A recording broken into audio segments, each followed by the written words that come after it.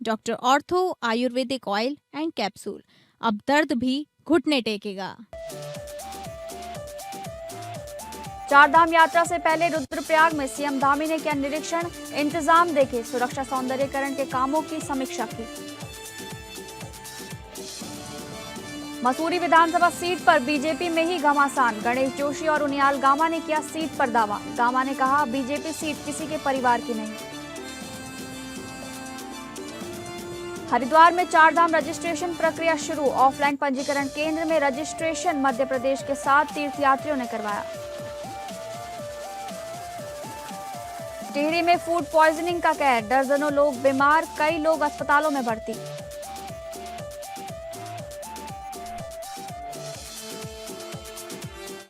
नमस्कार, आप सभी का स्वागत है उत्तराखंड न्यूज में। मैं हूं आपके साथ शालिनी राणा। शुरुआत करेंगे उत्तराखंड न्यूज की। श्री केदारनाथ धाम के कपाट 2026 की यात्रा के लिए 22 अप्रैल को पूरे विधि विधान से श्रद्धालुओं के लिए खुलेंगे। यात्रा को सुरक्षित और आसान बनाने के लिए सरकार बड़े स्तर पर तैयारी कर रही है। मुख्यमंत्री पुष्कर सिंह धामी रुद्रप्रयाग पहुंचे और मौके पर जाकर इंतजाम देखे। उन्होंने रुद्रप्रयाग से गुप्तकाशी तक NH 107 का कार से निरीक्षण किया। इस दौरान जवाड़ी बाईपास, बन रही सुरंग, तिलवाड़ा में हटाए गए अतिक्रमण और बांसवाड़ा कुंड काकडागाड़ जैसे भूस्खलन वाले इलाकों को देखा। सीएम ने सड़क की मरम्मत, झाड़ियों की कटाई, साइन बोर्ड, क्रैश बैरियर और सुरक्षा सौंदर्यीकरण के कामों की समीक्षा की। अधिकारियों को निर्देश दिया कि यात्रा शुरू होने से पहले सभी बाकी काम पूरे कर लिए जाएं।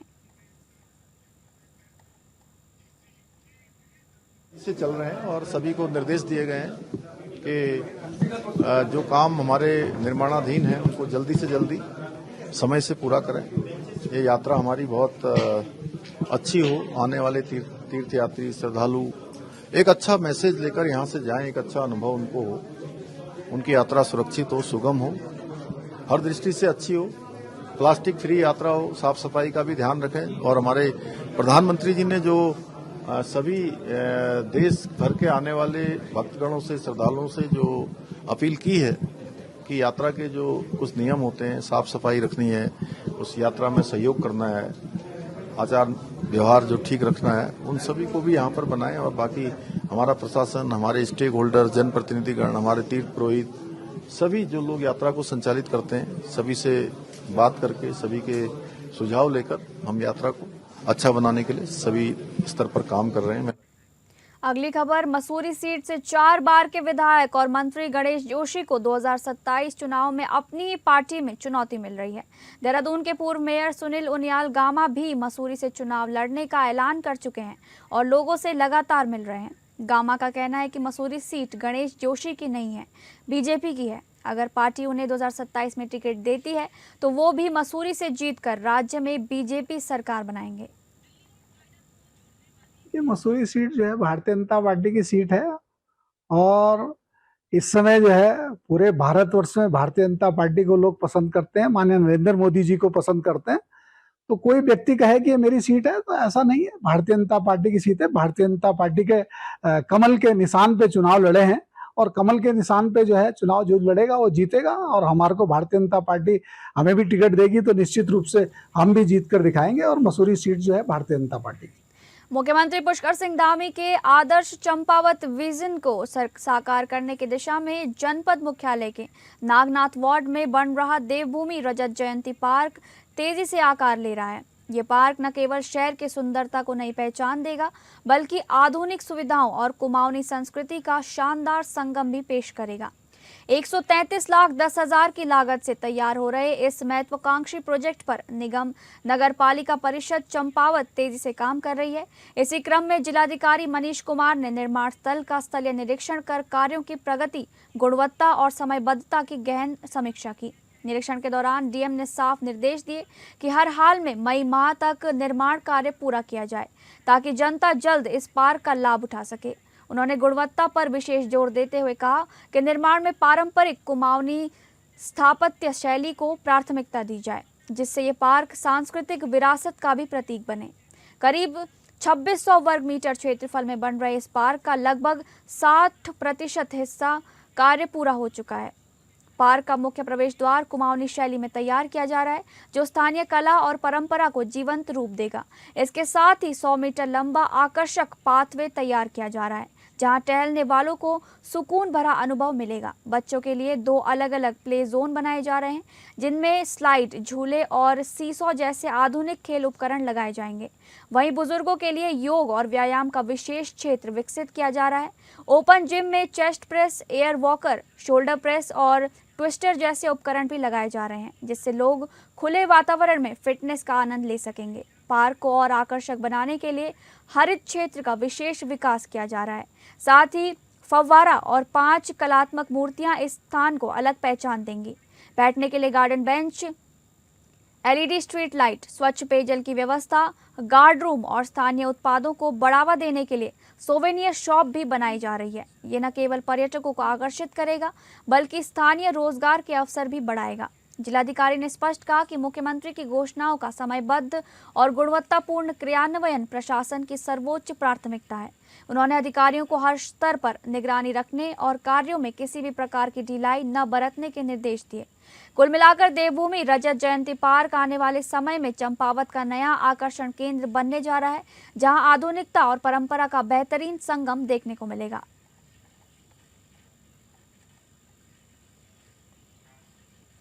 19 अप्रैल से गंगोत्री और यमुनोत्री धाम के कपाट खुलने के साथ ही विश्व प्रसिद्ध 4 धाम यात्रा का औपचारिक आगाज होने जा रहा है। इस पावन यात्रा पर जाने वाले श्रद्धालुओं की सुविधा और सुगम पंजीकरण के लिए हरिद्वार जिला प्रशासन ने कमर कस ली है। इसी कड़ी में शहर के ऋषिकुल मैदान में एक विशाल पंजीकरण केंद्र स्थापित किया गया है, जहां आगामी 17 अप्रैल से पंजीकरण की प्रक्रिया शुरू कर दी जाएगी। जिलाधिकारी मयूर दीक्षित और SSP नवनीत सिंह ने संयुक्त रूप से पंजीकरण केंद्र का स्थलीय निरीक्षण किया और व्यवस्थाओं का जायजा लिया। निरीक्षण के बाद जिलाधिकारी मयूर दीक्षित ने बताया कि 4 धाम यात्रा को लेकर यात्रियों की भारी भीड़ को देखते हुए ऋषिकुल मैदान में 20 काउंटर लगाए गए हैं। उनका मुख्य उद्देश्य ये सुनिश्चित करना है कि किसी भी यात्री को पंजीकरण के दौरान असुविधा न हो। 17 अप्रैल से ऑफलाइन काउंटर पूरी क्षमता के साथ काम करना शुरू कर देंगे। जिलाधिकारी ने बताया कि बहुत से ऐसे बड़े ग्रुप हैं जो होटल और धर्मशाला में आकर रुकते हैं। उनके लिए मोबाइल टीम का भी गठन किया गया है, जो होटल या धर्मशाला में जाकर यात्रियों का पंजीकरण कर सकते हैं।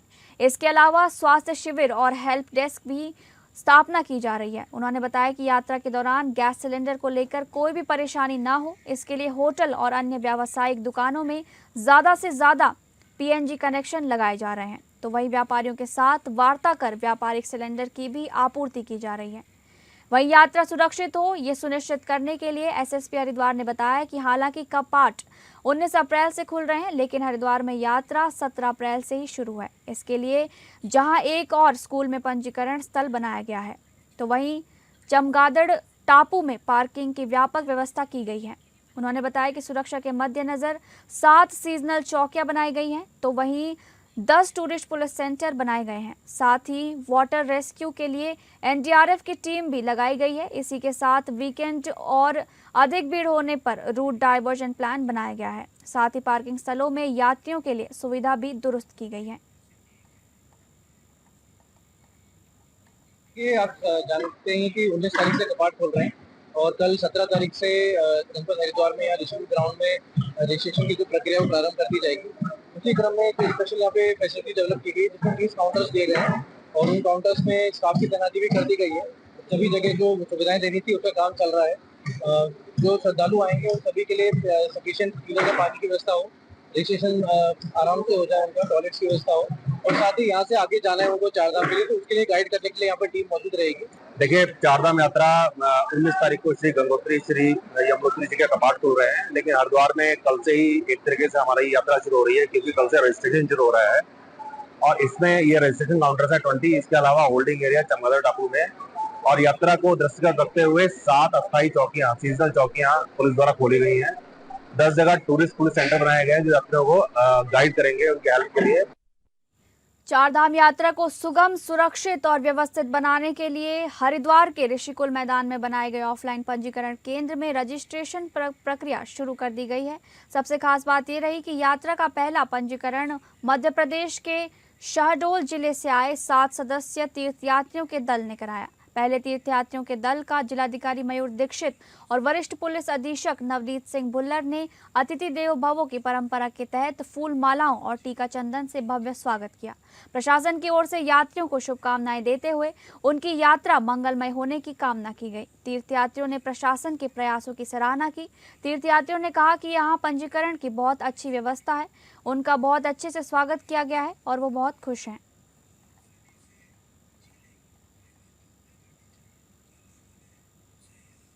मध्य प्रदेश से आया हूँ। हरिद्वार प्रशासन के द्वारा सारी अच्छी व्यवस्था रही। बाकायदे स्वागत हुआ, माला पहनाया, मीठा खिलाया। तो जिला प्रशासन एवं धामी सरकार का दिल से धन्यवाद। तो श्री गंगोत्री श्री यमुनोत्री के कपाट खुल रहे हैं और उससे संबंधित पंजीकरण जो आज ही शुरू हो गया है। तो यहाँ पे ये बेसिकल में जो 20 पंजीकरण काउंटर्स हैं ये 24 घंटे के लिए रहेंगे। तो इसमें पर्याप्त संख्या में दिन रात में पुलिस बल लगाया गया है।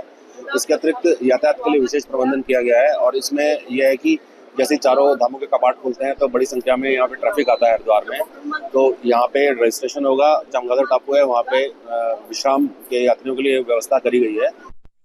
आगामी पर्यटन सीजन में ट्रैफिक संभालने के लिए नगर पालिका ने पर्यटन कारोबारियों और पुलिस के साथ बैठक की है। इसमें सीजन के लिए बनाए गए ट्रैफिक प्लान की जानकारी दी गई और लोगों से सुझाव भी लिए गए। पालिका सभासद अमित भट्ट ने प्लान सदन में रखा। इसमें मसूरी के ज्यादातर रास्तों को वन वे करने, मॉल रोड पर तय सीमा में वाहनों की एंट्री पूरी तरह बंद रखने और व्यापारियों के लिए सामान लाने वाले वाहनों के आने जाने का समय तय करने पर बात हुई।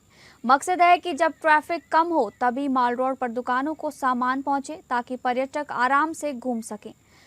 पालिका अध्यक्ष मीरा सकलानी ने कहा कि सुझावों को जोड़कर फाइनल प्लान बनाया जाएगा और फिर उसे लागू किया जाएगा।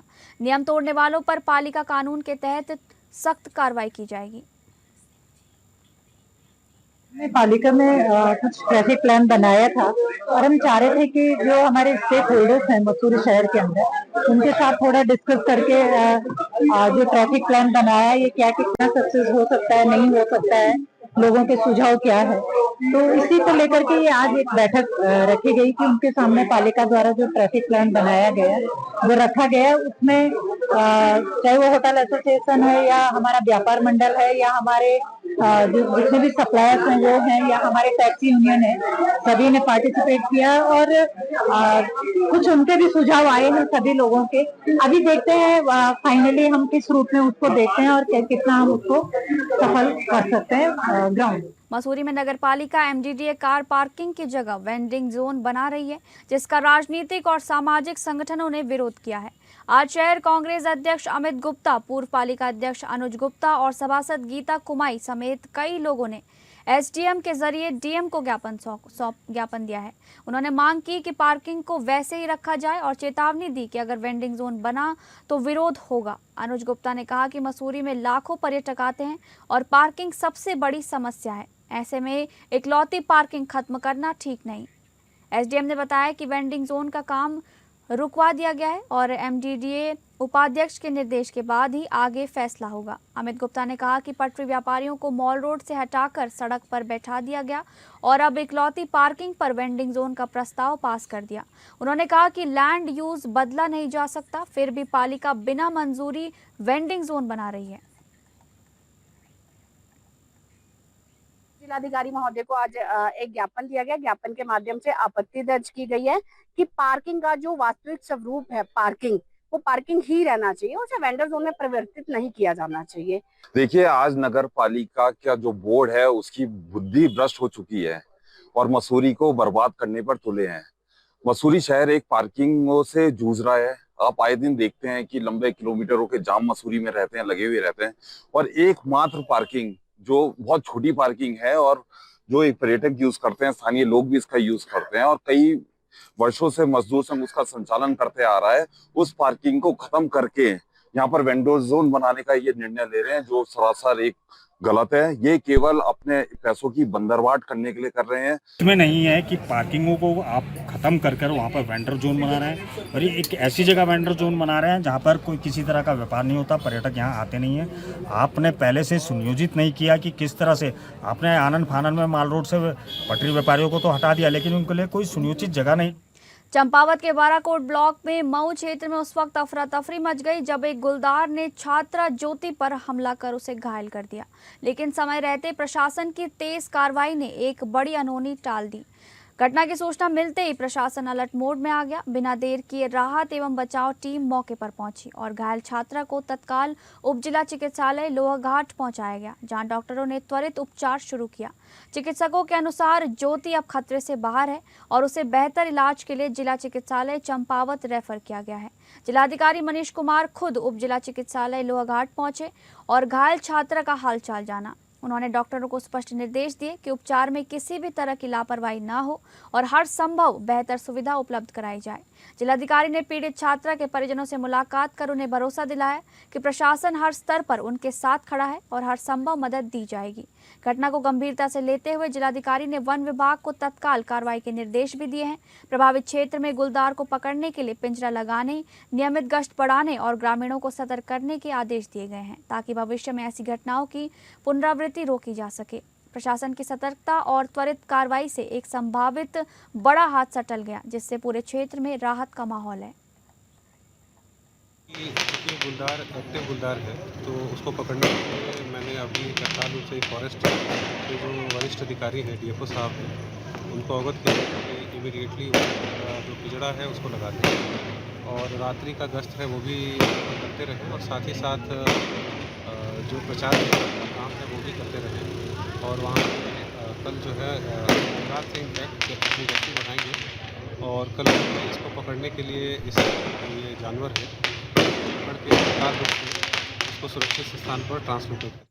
टिहरी जिले के डरसाल गांव में शादी समारोह के बाद फूड पॉइजनिंग का मामला सामने आया है, जिसमें दर्जनों लोग बीमार पड़ गए। सभी मरीजों को जिला अस्पताल बौराड़ी में भर्ती कराया गया है, जहां उनका इलाज जारी है। गांव के प्रधान ने जानकारी देते हुए बताया कि गांव के एक होटल में शादी समारोह के तहत मेहंदी कार्यक्रम आयोजित था।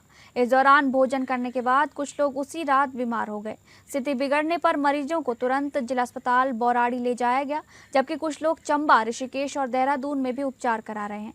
प्रधान के अनुसार हैरानी की बात यह है कि कुछ ऐसे लोग भी बीमार हो गए जिन्होंने शादी का खाना नहीं खाया था। इससे आशंका जताई जा रही है कि पीने के पानी में किसी प्रकार की गड़बड़ी हो सकती है। वहीं टिहरी जिला चिकित्सालय के सीएमएस डॉक्टर अमित राय ने बताया कि शादी में शामिल लोगों के बीमार होने के बाद अब तक 35 लोगों को अस्पताल में भर्ती किया गया है। सभी मरीजों का समुचित उपचार किया जा रहा है और धीरे धीरे उनकी हालत में सुधार हो रहा है। टिहरी जिला चिकित्सालय के सीएमएस और डॉक्टर अमित राय ने बताया कि दरसाल गांव में बारात आई थी, जिसमें खाना खाने के बाद कुछ लोग बीमार पड़ गए थे, जिसमें 35 लोग को अस्पताल में भर्ती किया गया है। हमारे यहाँ शादी थी, उसमें होटल गणपति पैलेस में लड़की वाले वहाँ पे थे और लड़के वाले टी स्क्वायर में थे। 13 तारीख को मेहंदी थी। मेहंदी में लोगों ने खाना खाया। कुछ लोगों को तो रात को दिक्कत हुई, लोगों ने सोचा कि ऐसा ही हो गया होगा, लेकिन 14 तारीख सुबह को जब खाना खा के लोग अपने घर को जाने लगे, उस समय लोग वो काफ़ी बीमार होने लग गया। शादी थी जहाँ बारात आई थी और वहाँ खाना खाने के बाद कुछ लोग बीमार पड़ गए। कल भी करीब 15 लोग आए थे और आज 20 लोग आए थे। जो थोड़ा सा सीवियरली थे उनको हमने एडमिट किया और एडमिट करके उनका ट्रीटमेंट किया और सारे लोग स्टेबल हैं और कुछ लोग जो ठीक हो गए उनको डिस्चार्ज भी कर दिया। और आज 20 लोग आए थे, जिसमें से कम 8 या 9 लोग एडमिट हुए और कुछ को ओपीडी बेसिस पे हमने इलाज करके घर। उत्तराखंड के जीवनगढ़ क्षेत्र से लापरवाही की एक बड़ी घटना सामने आई है, जहां शादी समारोह के दौरान आतिशबाजी ने अफरा तफरी मचा दी। घटना विकासनगर कोतवाली क्षेत्र की बताई जा रही है। जानकारी के मुताबिक एक वेडिंग पॉइंट के बाहर कई गाड़ियां खड़ी थीं। इसी दौरान बारात में शामिल कुछ युवक आतिशबाजी कर रहे थे, तभी अचानक चिंगारी पास खड़ी कारों पर जा गिरी। देखते ही देखते आग ने विकराल रूप ले लिया और वहां खड़ी टोयोटा इनोवा और मारुति स्विफ्ट कार इसकी चपेट में आ गई। देहरादून पौंटा साहिब नेशनल हाईवे पर शादी समारोह से जुड़े कई वाहनों ने जमकर हुड़दंग मचाया। गाड़ियों को तेज रफ्तार में लहराते हुए चलाया गया और सरेआम स्टंटबाजी की गई, जिससे हाईवे पर चल रहे आम लोगों की जान खतरे में पड़ गई। इस पूरी घटना का वीडियो सोशल मीडिया पर तेजी से वायरल हुआ, जिसके बाद उत्तराखंड पुलिस तुरंत एक्शन में आई। देहरादून पुलिस के निर्देश पर सहसपुर पुलिस ने सख्त कार्रवाई करते हुए 5 लग्जरी गाड़ियों को सीज कर दिया और सभी चालकों पर भारी जुर्माना लगाया गया। पुलिस ने साफ संदेश दिया है कि सड़क पर इस तरह की लापरवाही और स्टंटबाजी किसी भी हाल में बर्दाश्त नहीं की जाएगी।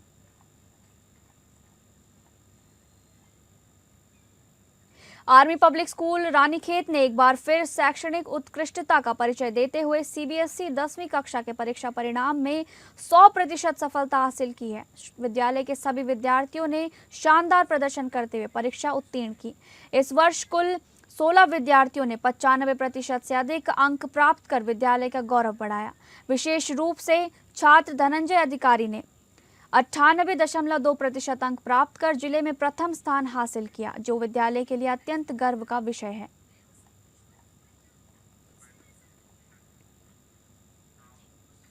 फिलहाल उत्तराखंड न्यूज में बस इतना ही। नमस्कार।